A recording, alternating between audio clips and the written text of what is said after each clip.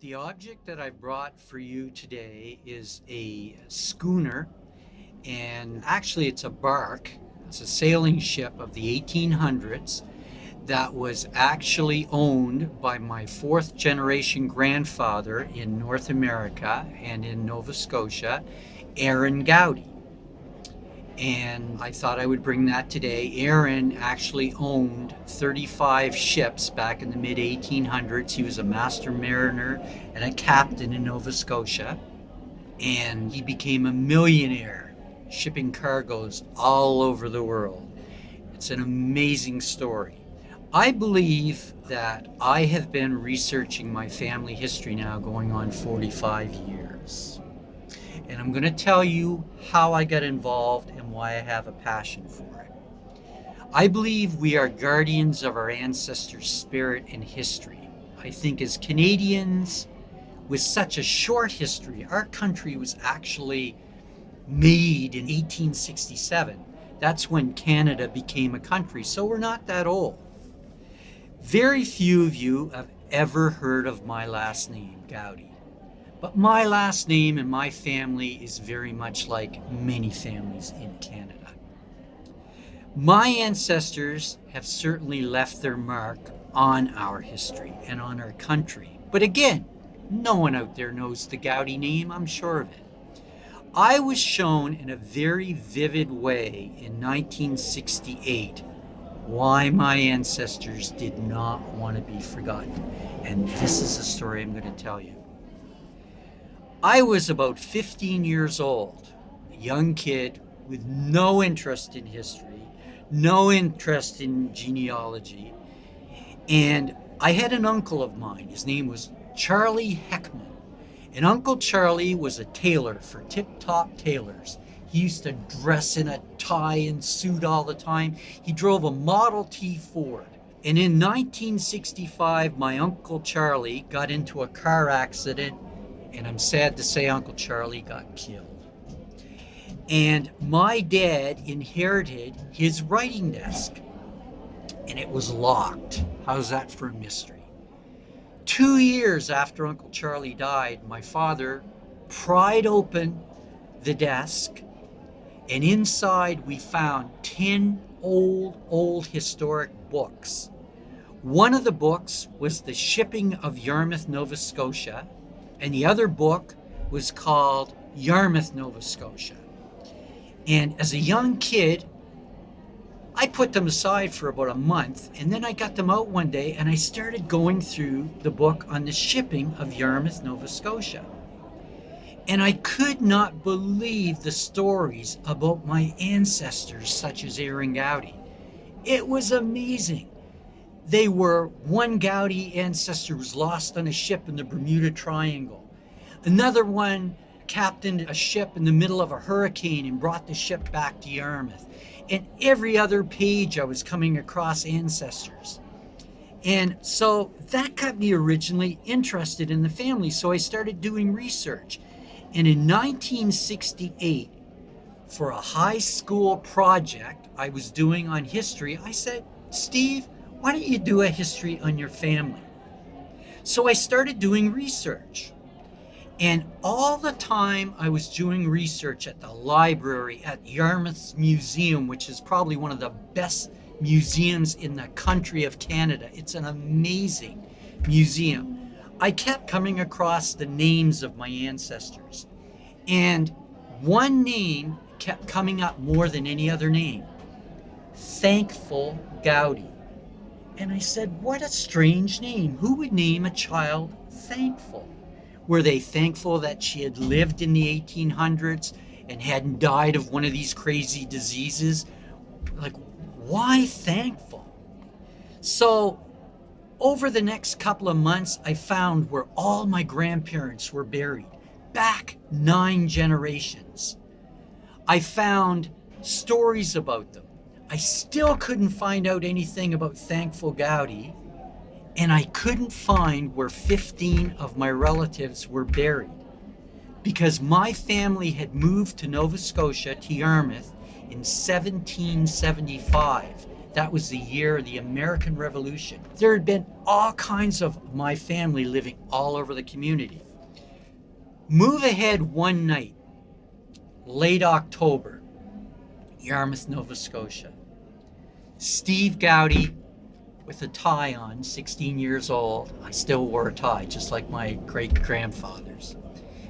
I was up at the new Isaac Walton Killam Memorial Library in Yarmouth.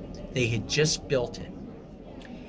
And I had gone through some research in the library, and again, I came across the name Thankful Goudey. I said, that's strange. So at 7:30, it was pitch black out, and as it always was in the town of Yarmouth, the fog rolled in at 7 o'clock. The rain and drizzle started, and I walked outside the library with my little attaché case under my arm. Remember, I was 16 years old. And I started to walk off of the library parkway, and I got the strangest feeling that came over me. Something said, Steve, we want you to walk behind the library. I still have a cold chill when I tell this story. It still goes up the back of my spine. I had not a lot to do that night, and as I looked around on that foggy, rainy, drizzly evening in Nova Scotia in 1968, I said, what the heck? I walked out behind the library. It was pitch black. It was a large, unmown field with grass, brown because it was the fall of the year. I was playing on the high school soccer team at the time, and I happened to look down and there was a Coke can on the grass. So I walked over and I kicked the Coke can, and it went about 10 feet and I followed it. Went another 10 feet, and again I was thinking about all of the ancestors that I'd found that evening. And I was thinking about Thankful Goudey. And I was thinking about, what am I going to do with these stories? I kicked the can again. The second time I kicked the can, my foot missed the can, and my foot went underneath this high grass, and I kicked a rock. And it drove my toes back into my foot. So I was hopping up and down, holding on my toes, saying, oh my God, I think I broke a toe. And I reached down to grab the rock to throw it. I put my hand under this old brown grass, grabbed the rock, picked it up, and I felt something smooth on the rock. And I looked at it, and it said, Thankful Goudey, 1822 to 1852. What I had picked up was my ancestors' grave marker.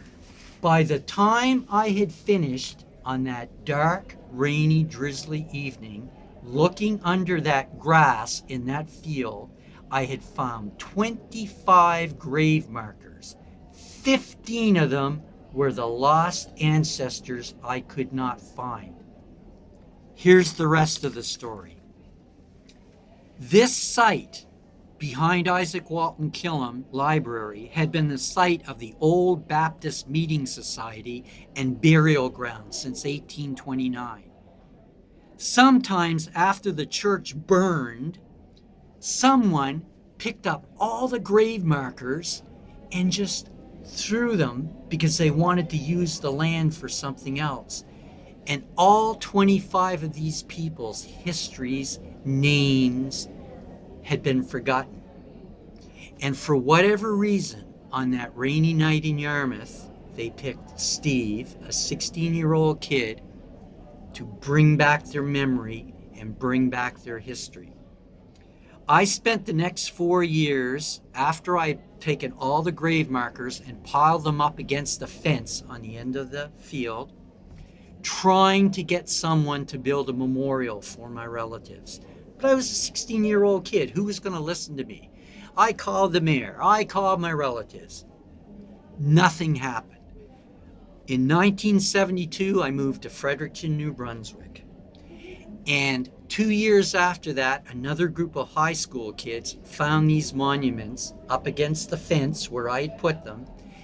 And there was a new mayor in power, and they eventually talked him into building Memorial Park behind Isaac Walton Killam Library in Yarmouth, Nova Scotia. If you go to there today, you'll see Memorial Park behind this library, and you'll see all of the names of the ancestors and their tombstones pressed in cement up against this memorial.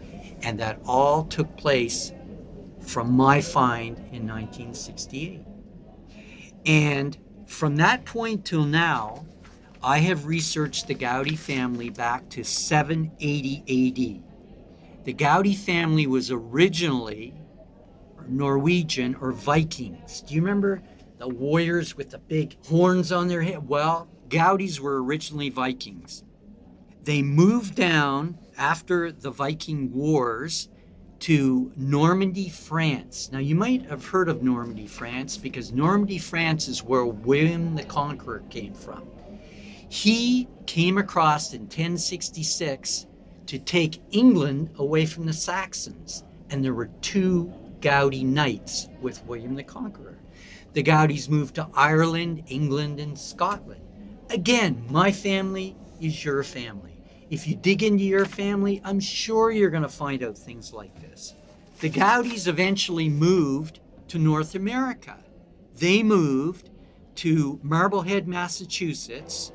George Goudey, who was my first ancestor in Canada, came from Ulster, Ireland, Northern Ireland, in 1731, and his 2 boys, Philip and James Goudey, were the ones who moved to Yarmouth in 1775.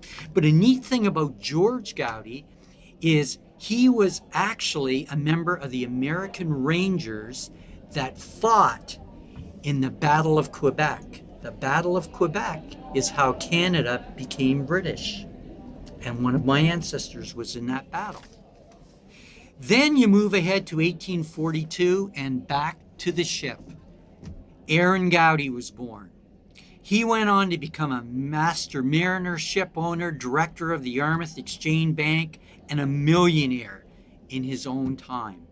2 Goudeys fought in the American Civil War. Charles Goudey was killed at the Battle of Spotsylvania Courthouse in 1864, and Thomas Goudey died in the Confederate prison in Georgia. Now, all of these people that I've talked about today morphed into little old me, Steve Goudey, from Yarmouth, Nova Scotia in the 1950s when I was born. Their memories were taken by me with my wife, Nancy, to start our life adventure in Fredericton, New Brunswick. My heritage in New Brunswick evolved into working with the provincial government for 31 years in the community college system as a director of administration. I coached girls soccer for 16 years, and my teams won provincial championships and tournaments all over the Maritimes, and I love coaching girls. I also started a judo club for boys in 1972 and taught judo for 5 years. Started the first Canadian Association of Retired People chapter in the Maritimes in New Brunswick. Became a national storyteller. Hopefully that shows a little bit today. And finally, in 2013, a senior Goodwill ambassador for the province of New Brunswick. My story is your story. And if you think your history and your heritage is boring, do what I've done. Research it. And I guarantee you will find the same amazing, amazing things that I was able to find. And I guess you know now why they call her Thankful Goudey. Because without her, all of my memories and my research would have been lost to time. Thank you very much.